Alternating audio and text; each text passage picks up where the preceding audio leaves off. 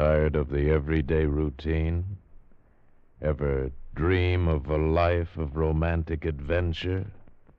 Want to get away from it all? We offer you Escape. Escape, designed to free you from the four walls of today for a half hour of high adventure. Escape, brought to you by your Richfield gasoline dealer and the Richfield Oil Corporation of New York, marketers of Richfield gasolines with Xylene, Rich Lube all-weather motor oil, and other famous petroleum products. Look for the Richfield Eagle on the cream and blue pumps.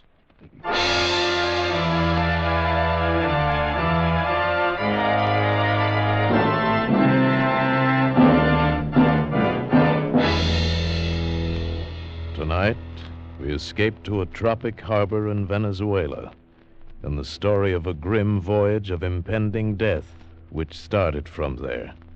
As Martin Storm tells it in his exciting story, A Shipment of Mute Fate.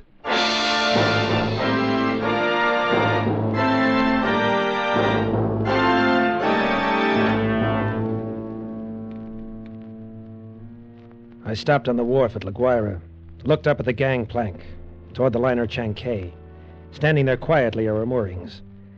The day was warm under a bright tropic sun, and the harbor beyond the ship lay drowsy and silent.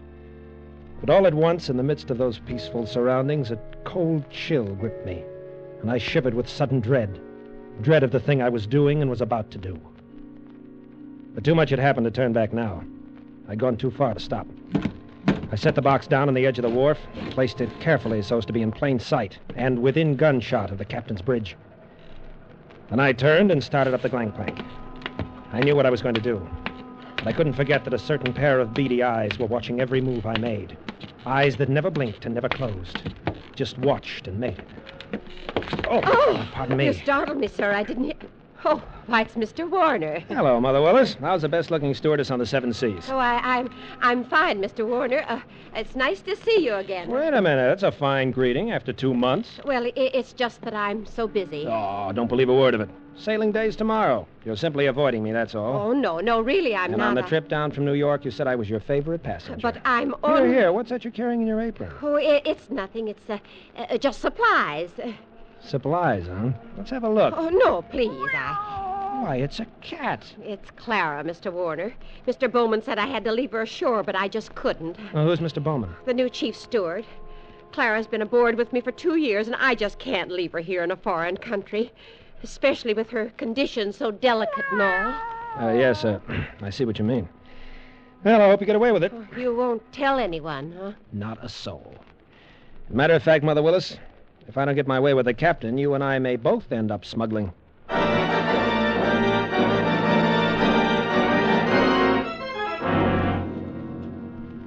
Happy to have had you aboard on the trip down 2 months ago, Christopher. And I'm very glad you're coming along with us on the run back to New York. Thanks, Captain Wood. There is one thing, though. I'm having a little trouble with the customs man here, and I wondered if you I can't do it, Christopher. I just cabled your father this morning, told him I'd have done it for you if I possibly could. He sent a request from New York, you know. Yes, I thought he would. I wired him from upriver last week. Well, I hated to refuse, but it's absolutely out of the question. Captain Wood, I'm afraid I don't follow you. Responsibility to the passengers, son. We'll have women and children aboard.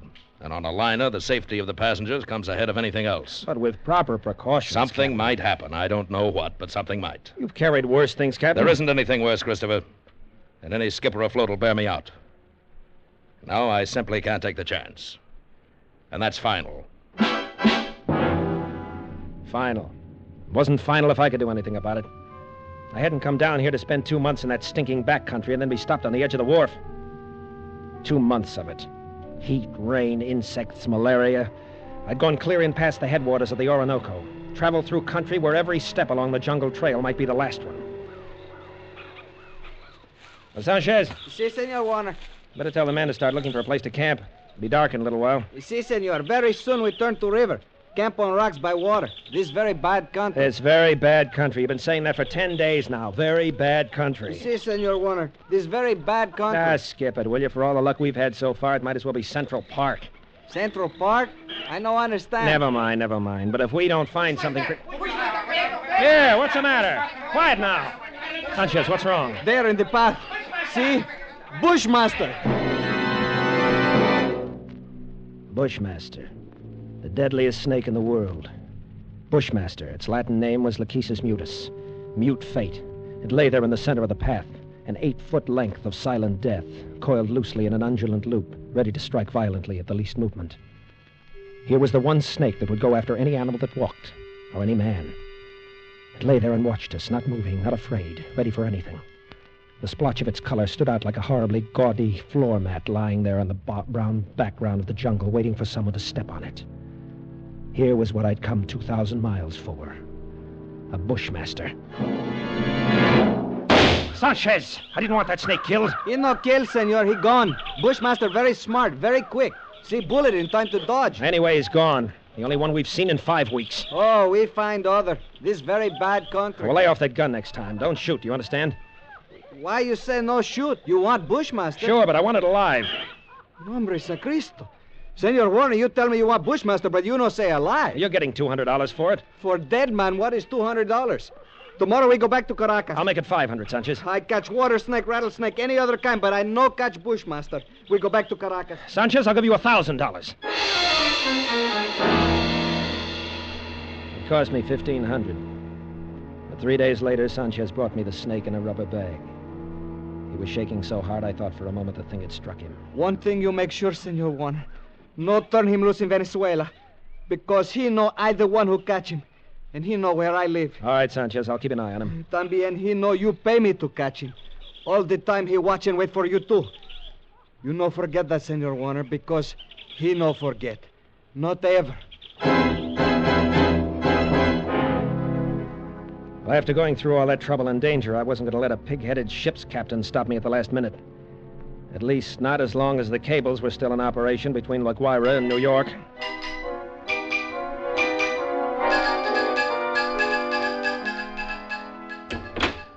Morning, Captain Wood. Boy at the hotel said you wanted to see me. Yes, that's right, Christopher. Now, sit down. Thanks. Well, it seems you weren't willing to let matters stand the way we left them yesterday. I was sorry to go over your head, Captain, but I had to.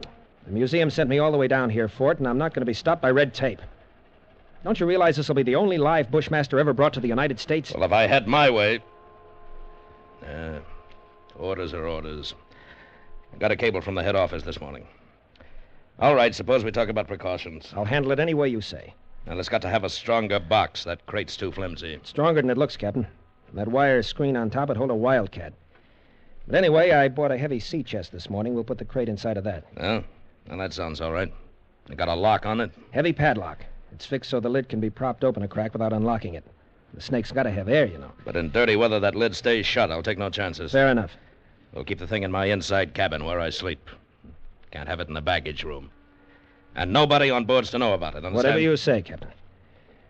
But we won't have any trouble. After all, it's only a snake. Doesn't have any magical powers. Yeah. You know, Christopher, I saw a bushmaster in the zoo at Caracas once. Had it in a glass cage with double walls.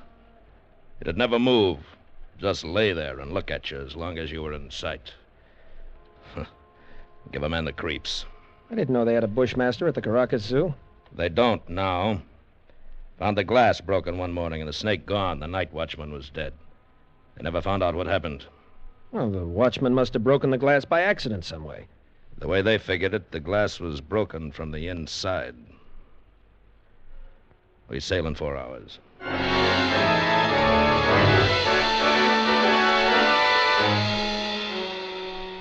Into the Caribbean, with perfect weather and a sea as smooth as an inland lake. The barometer dropped a little on the third day, but cleared up overnight and left nothing worse than a heavy swell. But in spite of the calm seas and the pleasant weather, I was becoming possessed with an ominous anxiety. I was developing an obsessive fear of that snake. I stayed clear of the passengers pretty much. Got the habit of dropping into Captain Wood's quarters several times a day. He kept the heavy box underneath his berth. I'd approach it quietly and shine my flashlight through the open crack. Never once could I catch that 8-foot devil asleep or even excited. He'd be lying there half-coiled, his head raised a little, staring at me with those beady black eyes, waiting. He'd still be like that when I turned away to leave. Maybe that's what bothered me. That horrible and constant watchful waiting. What in the name of heaven was he waiting for? Well, hello there, Mr. Warner. Oh, how are you, Mother Willis? My, but you and the captain spend an awful lot of time around this cabin. I'm beginning to think the two of you must have some guilty secret. Nah, nothing like that, Mother Willis. I don't know about Captain Wood, but I certainly don't have any guilty secret.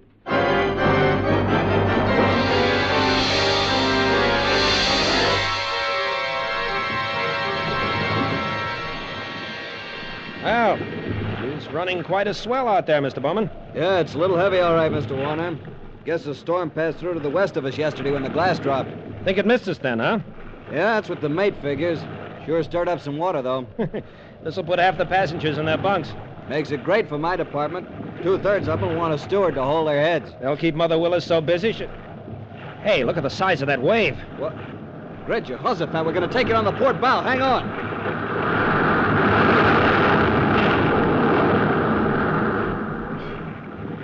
Wow. That was a freak if there ever was one. Not another wave that size in sight. You see them like that sometimes, even in a calm sea. I got to get topside, Mr. Warner. That water probably did some damage on the officer's deck. Yeah, I suppose... Hey, wait a minute. Yeah? What did you say? The wheel companionway was open on the port side. Bridge cabins must have taken a pretty bad smashing. They're right below... Something wrong with Mr. Warner? No. No, nothing at all, Mr. Bowman. At least I hope not.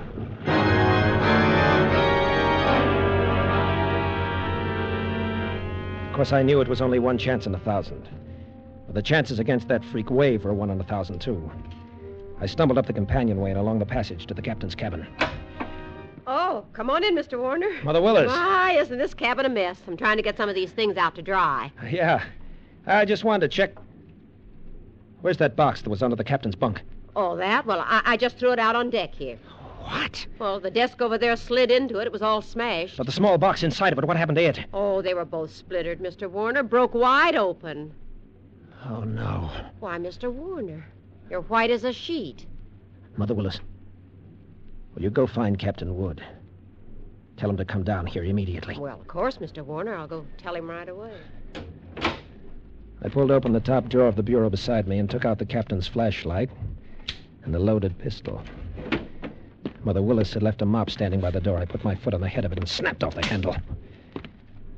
Every move I made turned into slow motion.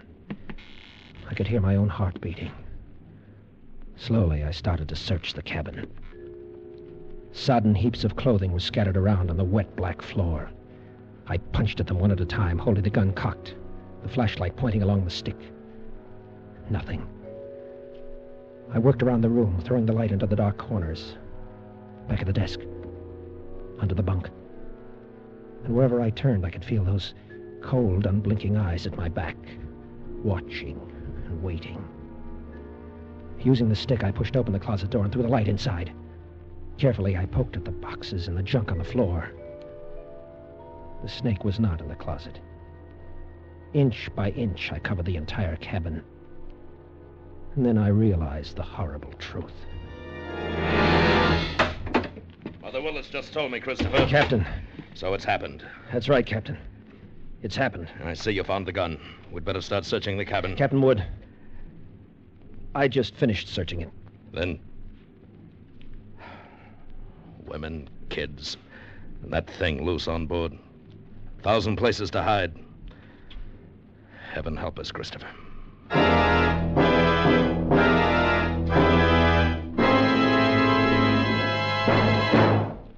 Can you guess what this is? Research scientists worked for years to produce it. It gives your car new high Antonoc. It cost you nothing extra. Well, it's xylene. Xylene is one of the highest Antonoc gasoline components ever discovered. And today, every gallon of Richfield gasoline contains this super component, xylene. Richfield gasoline with xylene gives you new high Antonoc power. Power that purrs like a kitten but pulls like an ox. Smooth, knockless power to zip you out ahead in traffic and keep you there. In addition, the Richfield dealer offers you a choice of 2 great Richfield gasolines with xylene. Buy Richfield High Octane at regular price for the average motor. Get Richfield Ethyl. Ethyl at its best for best results in the highest compression motors. Stop where you see the Richfield Eagle and the cream and blue pumps. Get Richfield gasoline with xylene tomorrow. And now we return you to Escape.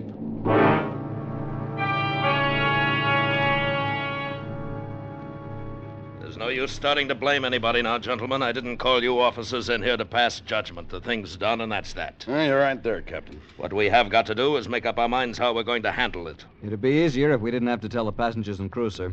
I've seen panics aboard ship before. Yes, I agree with you, Mr. Bowman, but I don't quite see how we can avoid it. They got a right to know. As long as that snake's loose, everybody on board's in the same danger.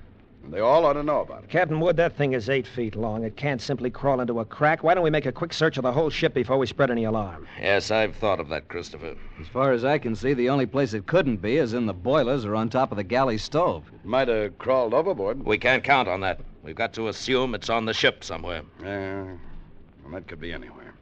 In a coil of rope or in a pile of clothes. Yes, or under some woman's berth. Or a baby's crib. Or even... You've already said it. That Bushmaster could be anywhere. We've got to do something. We've got to do it fast. All right, gentlemen. I think the best idea is to follow Mr. Werner's suggestion and make a quick search first. You agree to that? Yes, sir. I do. Then if we don't find it, we'll have to warn the passengers. Captain, we've got to find it. Alone in the dim baggage room, I went through the same movements as I had earlier in the captain's cabin. Gun in one hand, flashlight in the other, poking into every dark corner, behind every trunk and every box. Since there was no one in the baggage room, I could keep the gun cocked and ready. The rest of those poor devils were having to do the same thing, barehanded. All over the ship, the search went on. Here now, steward. What on earth are you doing rummaging through my cabin? Just checking up, ma'am. Well, I'm quite sure there's nothing in here that has to be checked. Sorry, ma'am. Captain's orders. It'll only take a few minutes. Well, I never heard of such a thing. A passenger simply doesn't have any privacy at all. I've traveled on a lot of different lines, but I've certainly never heard of anything so completely high-handed. I'm sorry, sir. I wonder if you would mind moving over to the other rail. I'd like to look through these lockers. Yeah, sure. Go ahead. What's the matter? You lost something? No, just looking things over. Nothing in there but life preservers. Yeah, that's right. Must be getting ready to sink the boat, huh? Gonna collect all the insurance, eh? Gonna send us all to the bottom, huh? But not one of us could find that deadly shape. Perhaps coiled in some dark corner or outstretched along a window seat.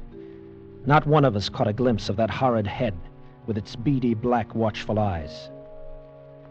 It was nearly dark when we met again together in the chart room.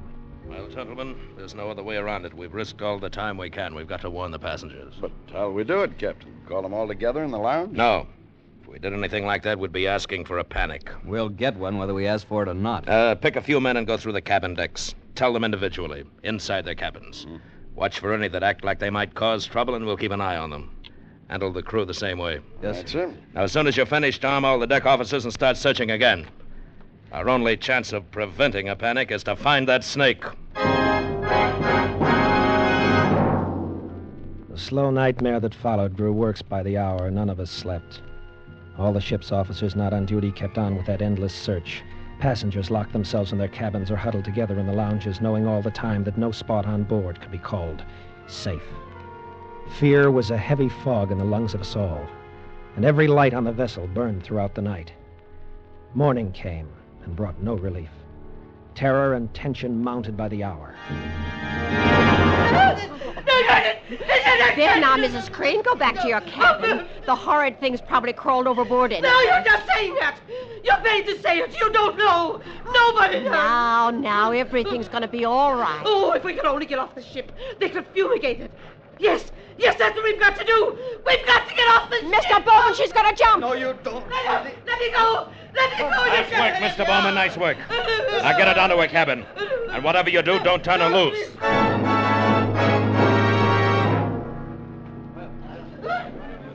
I'm telling you, you don't know where it might strike you. Why, you can't put on a coat or move a chair without risking your life. Something's got to be done. Or it might be right here in this lounge. All right, mister. You better quiet down and take it easy. Take it easy, huh? You're a great officer. Why don't you do something about it? Thing might be crawling around here right under our feet somewhere. I said shut up. Are you trying to start a panic? I got a right to talk. I don't want to die. Nobody's going to tell me what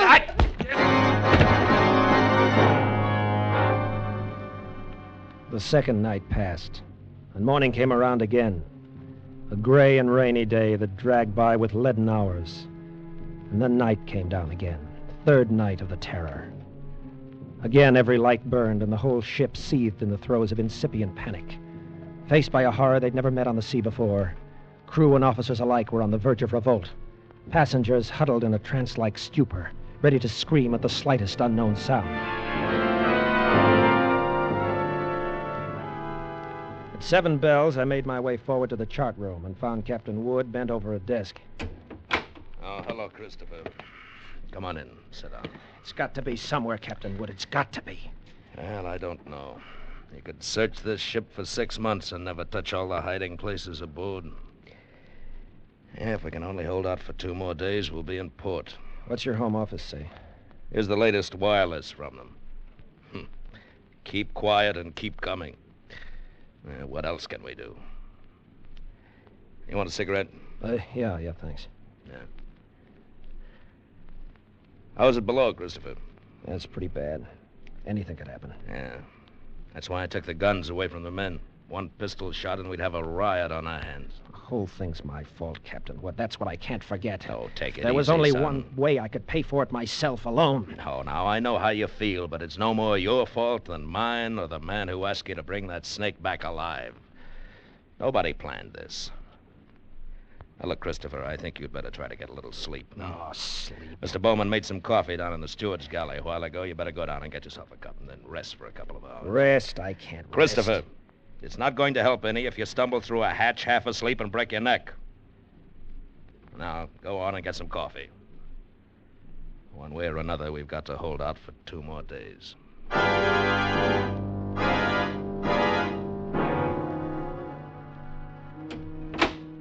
The light was on in the steward's galley. The coffee pot was standing on the stove. It was still warm, so I didn't bother to heat it. I poured out a cup, carried it over, and set it on the porcelain tabletop in the center of the room. I started to light a cigarette. The door of the pan cupboard beneath the sink was standing slightly ajar. I happened to glance toward it. I dropped the cigarette and moved slowly backward. I'd found the Bushmaster. As I moved, the snake slid out of the cupboard in a single, sinuous slide and drew back into a loose coil on the galley floor, never taking his eyes off me. I backed slowly away, waiting any moment for that deadly, slithering strike. How had he known it was me? He'd stayed quiet when Bowman was here. How had he picked the first time in 5 days that I was without a gun? My hands touched the wall behind me, and I stopped in terror. The call button and the door were on the far side of the room. I backed into a dead end. I stared at the snake in fascination, expecting any moment the ripping slash of those poison fangs. The lethal coils tightened a little, then were still again. 10 million years of evolution to produce this moment. Homo sapiens versus Lachesis mutus. A man against mute fate. And all the odds were on fate. I knew then that I was going to die. I could feel the sweat run down between the wall and the palms of my hands pressing against it. My skin crawled and twitched, and the pit of my stomach was cold as ice. There was no sound but the rush of blood in my ears. The snake shifted again, drawing into a tighter coil, always tighter. Why didn't the devil get it over with? Then for an instant his head veered away. Something moved by the stove. I didn't dare turn to look at it. Slowly it entered my line of vision. It was a cat. That scrawny cat Clara that Mother Willis had sneaked aboard in La Guaira. Its back was arched, and every hair stood on end. It moved stiff-legged now, walking in a half-circle around the snake. The Bushmaster moved slowly and kept watching the cat. He tightened. He was going to strike at any second. He struck and missed. The cat was barely out of reach. Now she was walking back and forth again. She was asking to die. Missed again by a fraction of an inch. He was striking now without even going into full coil. Missed again and again, always missing by the barest margin. Each time the cat danced barely out of reach, and each time she countered with one precise spat of a dainty paw, bracing her skinny frame on 3 stiff legs. And then suddenly I realized what she was doing. The Bushmaster was tiring, and one strike was just an instant slow, but in that split second, sharp claws raked across the evil head and ripped out both the lidless eyes. The cat has deliberately blinded the snake. He didn't bother to coil now, but slid after her in a fury, striking wildly but always missing, and every strike was a little slower than the last one. Until finally, as the snake's neck stretched out at the end of a strike, the cat made one leap and sank her razor-sharp teeth just back of the ugly head, sank him until they crunched bone. With tooth and claw she clung as the monstrous snake flailed and lashed on the floor, striving to get those hideous coils around her, trying to break her hold to shake off the slow and certain paralyzing death that gradually crept over him, and at last stilled his struggles forever. I took a deep breath. The first in minutes. The cat lay on her side on the floor, panting, resting from the fight just over. Well, she had a right to rest. That mangy, brave, beautiful alley cat had just saved my life, and maybe others as well. But as I turned toward the stove, I suddenly became very humble, and I knew all at once what a small thing a human being really is. There were 3 reasons why that cat had fought and killed the world's deadliest snake. And those 3 reasons came tottering out from under the stove on shaky little legs. 3 kittens with their eyes bright with wonder and their tails stiff as pokers. Up on the decks, hundreds of passengers were waiting for the news that the days and nights of terror were ended. Well, they could wait a little longer. I pulled open the doors of the cabinet and found a can of milk in a saucer. Then I dropped down on my knees on the floor of the galley.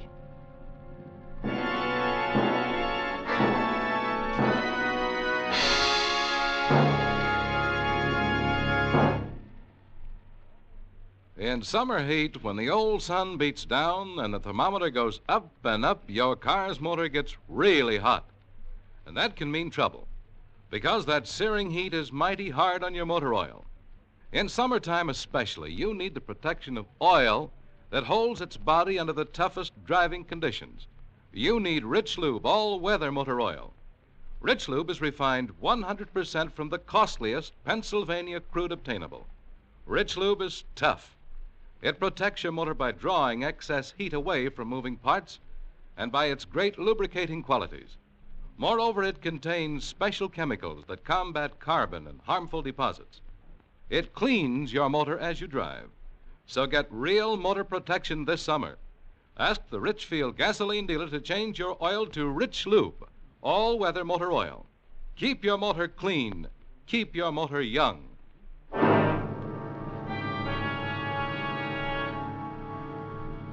Escape is produced and directed by William N. Robeson, and tonight has presented A Shipment of Mute Fate by Martin Storm, adapted for radio by Les Crutchfield. David Ellis was Chris, Bill Conrad the captain. Sarah Selby was Mother Willis, and David Light was Clara the cat. Others in the cast were Werner Felton, Ted DeCorsia, Harry Bartell, and Paul Frees. Special music arranged and played by Ivan Ditmars. Next week. You're running a charter fishing boat in the waters off Nicaragua until one day a client suddenly offers to shoot you in the leg and throw you overboard to the ravenous sharks and barracuda from which there can be no escape.